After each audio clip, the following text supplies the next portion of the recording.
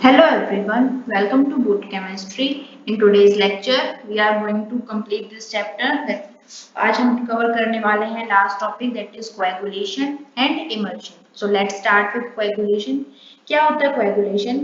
Coagulation एक ऐसा process है जिसके अंदर हम dispersed phase और dispersion medium को एक दूसरे से अलग-अलग करते हैं, right? So coagulation is defined as a process in which colloidal particles join together forming large sized pieces which ultimately settle down either as precipitate or start floating on the surface. इस पूरे process को हम क्या बोलते हैं coagulation, क्योंकि हमें पता है कि जो कोलाइडल सिस्टम है वो स्टेबल है।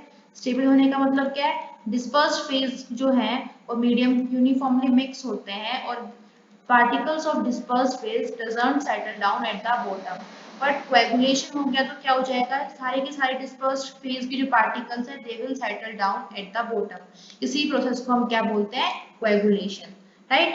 सो we can define coagulation as the phenomena involving precipitation of a colloidal solution on addition of an electrolyte। अब ये अपने आप तो होगा नहीं, बाहर से आपने कुछ ऐसा काम किया है जिसकी वजह से ही कोएगुलेशन हुआ है, राइट? तो किस तरीके से कर सकते हैं, what are the various method of coagulation? पहला है बाय एडिंग सुटेबल इलेक्ट्रोलाइट। कुछ ऐसा इलेक्ट्रोलाइट अगर आपने ऐड कर दिया जिसकी वजह से कोएगुलेशन हो गया। व्हाई? हमें पता है कोलाइडल सिस्टम स्टेबल है ड्यू टू इट्स चार्ज। जब हम बाहर से कोई इलेक्ट्रोलाइट ऐड कर रहे हैं तो एक्चुअल में क्या कर दिया हमने, वो इलेक्ट्रोलाइट क्या करेगा, कोलाइडल सिस्टम की जो पार्टिकल्स हैं उनके ऊपर जो चार्ज प्रेजेंट था उसको न्यूट्रलाइज कर देगा, और अगर चार्ज न्यूट्रलाइज हो जाएगा then the particles will settle down at the bottom। इसके अलावा और कौन से मेथड हो सकते हैं, बाय प्रोलॉन्ग इलेक्ट्रोफोरेसिस। जब प्रोलॉन्ग इलेक्ट्रोफोरेसिस किया गया यानी कि बहुत देर तक इलेक्ट्रोफोरेसिस किया गया तो क्या हो जाएगा, इलेक्ट्रोफोरेसिस क्या था, जब इलेक्ट्रिक फील्ड लगाया गया जिसकी वजह से डिस्पर्स्ड फेज और डिस्पर्जन मीडियम है वो सेपरेट हो गए। The migration of colloidal particles towards oppositely charge electrode, right, under the influence of electric field, इसी को हम इलेक्ट्रोफोरेसिस बोल रहे थे। अब अगर आप बहुत देर तक इलेक्ट्रोफोरेसिस करेंगे, वही आपने यू शेप की कोई ट्यूब ली और उसका इलेक्ट्रिक फील्ड लगा के बहुत देर तक अगर आप कर रहे हैं तो क्या होगा, जो डिस्पर्स फेज है वो बिल्कुल अलग होगा, डिस्पर्जन मीडियम है वो बिल्कुल अलग हो चुका है, और ये जो अलग सेपरेशन हो रहा है इसी को तो हम कोएगुलेशन बोल रहे हैं, right? Okay, next method for coagulation is by heating और कूलिंग। अगर आप बहुत देर तक हीट कर रहे हैं या फिर कूल कर रहे हैं तो उससे भी क्या हो जाता है, कोएगुलेशन हो जाता है। This is one another method for the coagulation. और क्या हो सकता है, बाय म्यूचुअल प्रेसिपिटेशन और mixing the oppositely charge ions. अगर आप अपोजिटली चार्ज सोल्स को मिक्स करेंगे तो वहां भी क्या हो जाएगा, न्यूट्रलाइजेशन हो जाएगा। तो हम लिख सकते हैं by mixing oppositely charge sols, तो इससे भी क्या हो जाएगा, कोएगुलेशन हो जाएगा, right? Oppositely charge soles, this is also another method for the coagulation। Okay, so these were some simple method by which colloidal solution can be coagulated। अब coagulation के लिए जो हमने फर्स्ट पॉइंट बताया था, by addition of suitable electrolyte. अब जो electrolyte की पावर है उसके ऊपर भी डिपेंड करेगा कोएगुलेशन, राइट? तो हम यहाँ पर एक न्यू टर्म डिफाइन करने वाले हैं, that is coagulating power and flocculation value. Flocculation value या कोएगुलेशन वैल्यू इज सेम, तो उससे आपको कंफ्यूज होने की जरूरत नहीं है। बट एक्चुअल में होता क्या है flocculation value, it is a measure for the coagulating power। So we can say the coagulating power of an electrolyte is usually expressed in terms of its flocculation value। क्या होता है, it is a minimum concentration of an electrolyte which is required to cause the coagulation। कि आपको कितना amount चाहिए होगा coagulate कराने के लिए, उसी को हम क्या बोल देते हैं, कोएगुलेशन वैल्यू। फॉर एग्जाम्पल मैं यहाँ पर दो सॉल्यूशन को कंपेयर कर रही हूँ, सॉल्यूशन ए है, दोनों ही कोलाइडल सॉल्यूशन है, दूसरा है बी, राइट? अब यहाँ पर एक्चुअल में क्या है, सब कुछ इलेक्ट्रोलाइट के ऊपर डिपेंड कर रहा है। इसके अंदर मैंने एक ऐसा इलेक्ट्रोलाइट डाला, आपने 10 ग्राम इलेक्ट्रोलाइट डाला और यहाँ पे सारा का सारा जो हमारा डिस्पर्स्ड फेज था वो सेपरेट हो गया। दूसरे सॉल्यूशन के अंदर आपने 10 ग्राम डाला, कुछ भी नहीं हुआ। एक्चुअल में सॉल्यूशन दोनों में हमने सेम रखा है, लेकिन we are changing the electrolyte. This is electrolyte A और this is electrolyte B. Solution same है, we are studying the effect of electrolyte. हमें कोएगुलेशन करना है and we are studying the effect of electrolyte on the coagulation. जब आपने electrolyte B को यहाँ पर ऐड किया 10 ग्राम तो कुछ नहीं हुआ, फिर आपने 20 ग्राम किया, 60 ग्राम किया, 100 ग्राम किया, इवन आप 500 ग्राम डाल रहे हैं तब जाकर यहाँ पर कोएगुलेशन हो रहा है। ठीक है, तो मेरा सवाल छोटा सा है आपसे, बताइए इसमें से कौन सा इलेक्ट्रोलाइट पावरफुल हुआ। ठीक है, कौन सा, जो 10 ग्राम से जिसने कोएगुलेशन करा दिया, या फिर वो जिसको आपने 500 ग्राम डाला तब जाकर कोएगुलेशन हुआ। The answer will be electrolyte A. तो कोएगुलेशन वैल्यू की अगर हम बात कर रहे हैं CV यानी कि कोएगुलेशन वैल्यू मींस किस क्या अमाउंट ज्यादा डालना पड़ा, तो बी का आपको अमाउंट ज्यादा डालना पड़ा, 500 ग्राम डाला तब जाके कोएगुलेशन हुआ। लेकिन पावर किसकी ज्यादा है, पावर किसकी ज्यादा हो गई, इलेक्ट्रोलाइट ए की, यानी कि हमने थोड़ा सा अमाउंट इसका ऐड किया और तभी की तभी कोएगुलेशन हो गया। So what is the relation between coagulation value and coagulation power, क्या रिलेशन है इसमें, ये इनवर्स का रिलेशन है, जिसकी कोएगुलेशन वैल्यू ज्यादा उसकी कोएगुलेशन पावर कम। तो बी की कोएगुलेशन वैल्यू ज्यादा थी यानी कि ज्यादा अमाउंट डाला गया था, लेकिन इसकी कोएगुलेशन जो पावर है वो कम थी। जो पावर थी इलेक्ट्रोलाइट की, सबसे पहले हार्डी-शुल्ज़े रूल है, उसने उन्होंने डिस्क्राइब किया था कि कोई भी इलेक्ट्रोलाइट है उसकी कोएगुलेशन पावर है वो किसके ऊपर डिपेंड करती है। सो हार्डी-शुल्ज़े रूल एक्चुअल में है क्या, उन्होंने क्या बताया कि जो इलेक्ट्रोलाइट है वही रिस्पॉन्सिबल होता है किसी भी गिवन कॉइडल सिस्टम के कोएगुलेशन के लिए। तो coagulation of any colloidal sol is carried out by oppositely charged ion of added electrolyte। तो पहली चीज क्या, coagulation किसकी वजह से होती है, oppositely charged ion की वजह से। क्यों, because charge is responsible for the stability। और जब oppositely charged ion आएगा तो वो क्या करेगा, colloidal system के ion को न्यूट्रलाइज कर देगा, और जैसे ही ion हो गए न्यूट्रलाइज तो उसके बाद फिर वो क्या करेंगे, they will settle down at the bottom और we can say they will coagulate। दूसरा जो मेन पॉइंट था हार्डी-शुल्ज़े रूल का वो क्या था, उन्होंने बताया था जितनी ज्यादा वैलेंसी होगी अपोजिटली चार्ज आयन की उतनी ही ज्यादा उसकी कोएगुलेटिंग पावर होगी। Means greater the valency of ion, या हम बोल सकते हैं oppositely charged ion, right, greater the valency of oppositely charged ion, faster will be the rate of coagulation।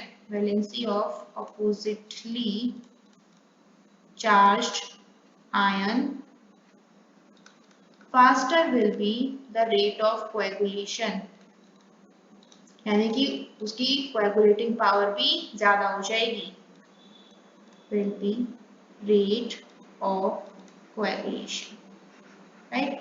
तो इसको हम एग्जांपल से समझ सकते हैं। यहाँ पर मैं आपके सामने 3 आयन लिख रही हूँ और आपसे पूछ लिया जाए बताइए इसमें से किसकी कोएगुलेशन वैल्यू ज्यादा होगी, तो हम कैसे करेंगे, यहाँ पर let me select the point pen। Okay, we have 3 ions, Al3 positive ions, B8 barium 2 positive ion, and sodium ion। Our question is which among the following have the highest value of coagulating power? किसकी power ज्यादा है, तो as per हार्डी-शुल्ज़े rule जिसका ऊपर charge ज्यादा उसकी coagulation power भी ज्यादा। तो एल्यूमिनियम आयन की कोएगुलेशन पावर सबसे ज्यादा हो जाएगी और सोडियम आयन की सबसे कम हो जाएगी, राइट।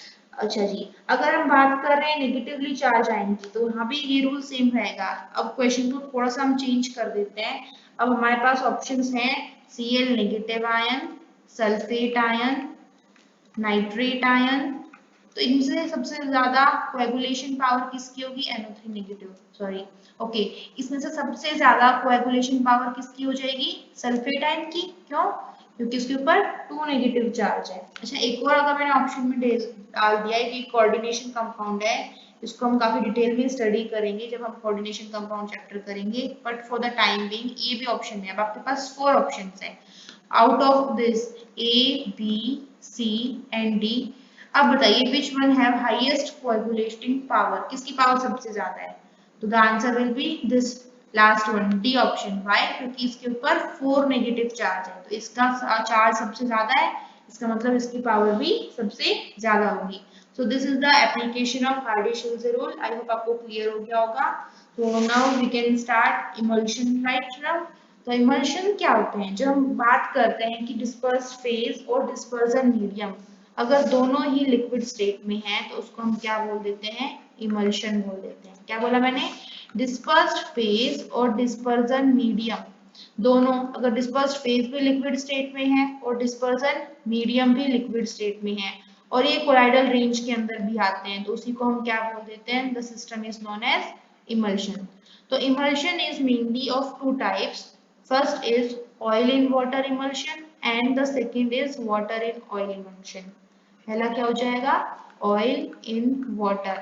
इसका मतलब क्या है ऑयल इन वाटर का, इसका मतलब है oil is dispersed phase and water is dispersion medium. और जो second one is water in oil emulsion. तो वाटर इन ऑयल इमल्शन के अंदर क्या हो जाएगा, water is dispersed phase and oil is dispersion medium here. Okay, अब पहला सवाल जो हमारे दिमाग में आएगा कि क्या पानी और तेल कभी मिल सकते हैं क्या? अगर आपने ऑयल और वाटर को मिक्स किया तो कभी मिक्स होंगे? कभी भी नहीं होंगे। तो फिर वो कोलाइडल सिस्टम में कैसे आएंगे? कोलाइडल सिस्टम को जब भी हम डिफाइन करते हैं तो क्या बोलते हैं, the system in which dispersed phase and dispersion medium ये होमोजीनियसली मिक्स होते हैं और यहाँ पर फेज के particle do not settle down at the bottom. पर यहाँ तो ऐसा कुछ है ही नहीं। हमें पता है ऑयल की एक अपनी लेयर होगी, वाटर की एक अपनी खुद की लेयर होगी, तो इनको यूनिफॉर्मली, पहली चीज तो क्या है दिक्कत, इनको मिक्स कैसे करेंगे? तो इसको मिक्स करने के लिए हमें कुछ इमल्सिफाइंग एजेंट डालने पड़ेंगे जिनके बिना यहाँ पर इनकी मिक्सिंग नहीं होगी। अब जो ये इमल्सिफाइंग एजेंट बोल रहे हैं या फिर इसको हम इमल्सिफायर बोलते हैं, क्या बोला हमने, इमल्सिफायर। क्या होता है emulsifier? These are the external substance which must be added to stabilize the emulsion, otherwise तो ये stable ही नहीं होगा। अब जो emulsifiers हैं ये भी अलग अलग होते हैं। अगर oil in water emulsion बनाना है तो उसके लिए हमारे पास emulsifying agents जो हैं वो अलग है, और अगर आपको वाटर इन ऑयल इमल्शन बनाना है तो इसके लिए अलग हो जाएंगे, ठीक है। तो ऑयल इन वाटर के जो इमल्शन बनाएंगे, इसके लिए नॉर्मली कौन से इमल्सिफाइंग एजेंट यूज होते हैं, लाइक प्रोटीन्स, गम्स, जिलेटिन्स, ये सारे इमल्सिफाइंग एजेंट्स यूज होंगे, राइट। अगर हम बात करें वाटर इन ऑयल इमल्शन की, तो यहाँ पर हैवी मेटल्स के जो सॉल्ट्स होते हैं वो यूज होते हैं as emulsifying agent. Heavy metal salts are used as emulsifying agent. इसके अलावा फैटी एसिड्स हो गए, सॉप्स हो जाती हैं, ये भी सब यूज होते हैं। फैटी एसिड्स हो गया, लॉन्ग चेन अल्कोहल है, लैम्प ब्लैक है, these all are used as emulsifying agent. This is long chain alcohol and lamp black. ये सारे इमल्सिफाइंग एजेंट यूज होते हैं for preparing water in oil emulsion, right. Okay, अब emulsion को अगर हमको सेपरेट आउट करना है, means if we want to separate dispersed phase from dispersion medium, तो कौन कौन से मेथड हम यूज करते हैं? तो जो general method is only by heating, freezing और सेंट्रीफ्यूगेशन, यही तीन मेथड है। इससे क्या हो जाएगा, we can separate dispersed phase and dispersion medium of emulsion. Okay, what are the various example of oil in water emulsion? यहाँ तो हमने एग्जाम्पल की बात नहीं की थी, तो अगर हम एग्जाम्पल पूछ लिया जाए कि आप कहाँ पर अपनी डेली लाइफ में देख रहे हैं इन इमल्शंस को, तो ऑयल इन वाटर इमल्शन की अगर हम बात करें, मिल्क है, मिल्क तो आप सब लोग पीते हैं, तो milk in is example of oil in water emulsion, जिसके अंदर जो फैट है वो बहुत ही कम अमाउंट में होता है और जो वाटर है उसका अमाउंट ज्यादा होता है। इसके अलावा जो गर्मियों में जो समर क्रीम्स लगाई जाती हैं उसके अंदर भी ऑयल का अमाउंट कम होता है, राइट। और हम बात करें सॉल्वेंट जैसे कि वाटर, उसका अमाउंट ज्यादा होता है। It is also an example of oil in water emulsion. अच्छा जी, वाटर इन ऑयल इमल्शन का एग्जाम्पल क्या हो सकता है? इसका एग्जाम्पल कोल्ड लीवर ऑयल है। इसके अलावा जो जितनी भी कोल्ड क्रीम्स होती हैं, कोल्ड क्रीम जो हम सर्दियों में लगाते हैं, कोल्ड क्रीम्स, उसके अंदर क्या है, ऑयल का अमाउंट ज्यादा होता है और सॉल्वेंट का अमाउंट कम होता है, यानी कि डिस्पर्शन मीडियम का अमाउंट कम है।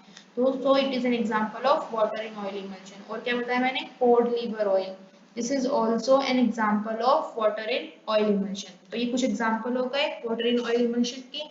Method of separating emulsion means method of separating dispersed phase from dispersion medium, that we have already discussed। क्या क्या मेथड है? that is by heating, freezing and centrifugation. These are some normal method by which we can separate particles of dispersed phase from dispersion medium. Centrifugation क्या होता है? जब आप high speed पे rotate करेंगे पूरे इमल्शन को, तो वहां पर डिस्पर्स फेज और डिस्पर्सन मीडियम सेपरेट आउट हो जाते हैं। जैसे कि मैंने बताया था आपको, milk is an example of oil in water emulsion. तो उसका दही जमा दिया जाता है और उसके मक्खन निकालने के लिए क्या किया जाता है, बहुत रई के अंदर को बहुत स्पीड से रोटेट किया जाता है, जिसकी वजह से क्या हो जाएगा, वहाँ पे डिस्पर्स फेज और मीडियम दोनों सेपरेट आउट हो जाएंगे। तो वहां पर क्या किया हमने, इमल्शन डीइमल्सिफिकेशन किया। तो डीइमल्सिफिकेशन क्या होता है, इसके अंदर हम इमल्सिफिकेशन का जस्ट उल्टा, यानी कि हम यहाँ पर डिस्पर्स फेज और डिस्पर्सन मीडियम को सेपरेट आउट करते हैं। This is known as demulsification. So that's all for today, thank you so much.